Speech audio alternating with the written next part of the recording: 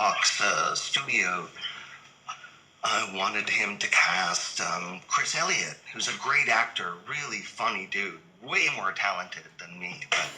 But Peter fought the studio and said no.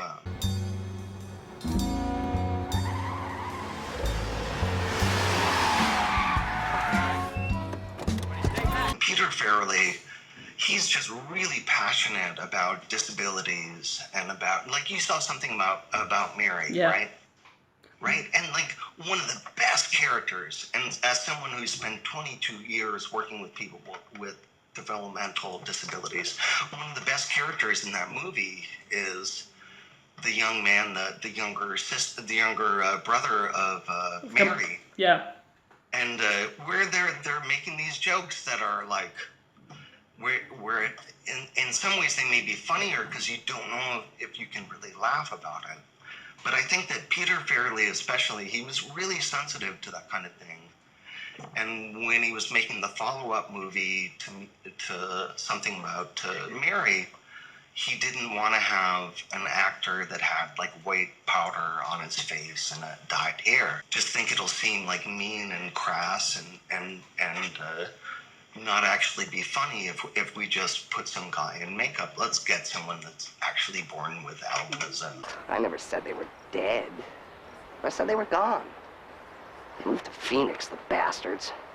Look at me, I wouldn't last 2 minutes out in the desert.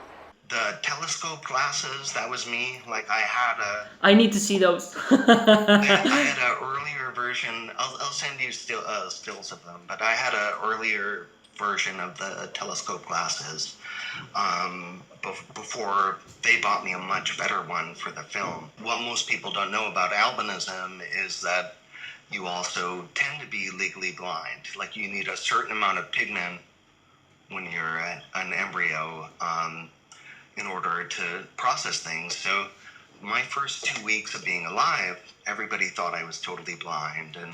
But then after a couple months, I focused on a light. There's this great picture of my grandfather holding me up, and like the way that my vision is developed is I see 4 of everything.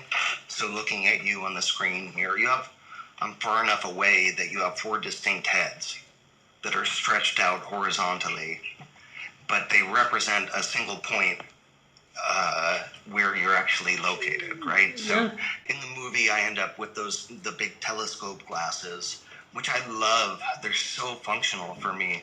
And before the movie, I wore them all the time. After the movie, I didn't really want to wear them because I look enough like Whitey without actually wearing the Whitey glasses. Shake his hand.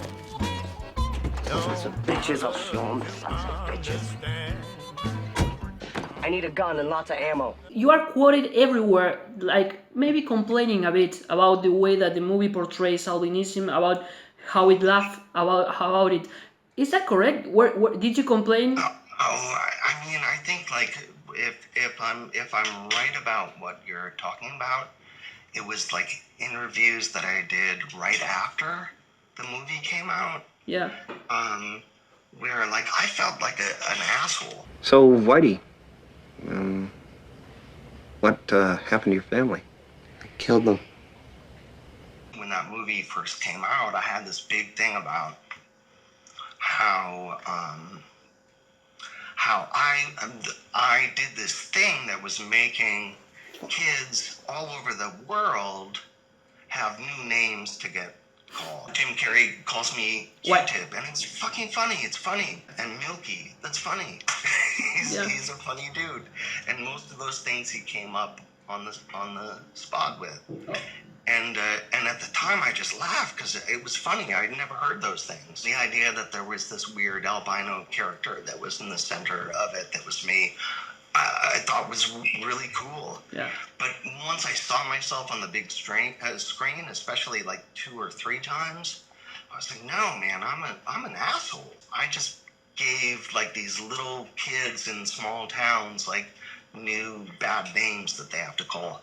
So I think you were asking me about some interviews that I did right after the movie.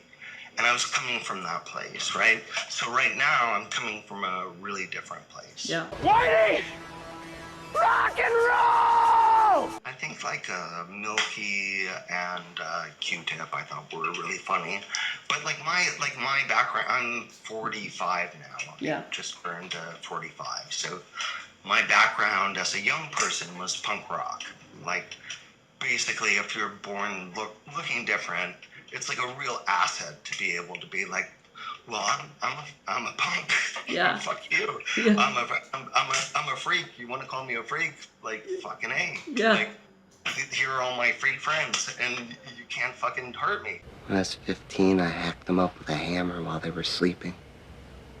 Ma, Dad, my bro, and my sis. He'll do the same scene 30 times, and each time he makes it funnier. You know? And the actual funniest things that you see being on the set with him have to get left out because the whole crew cracks up, right? He's like the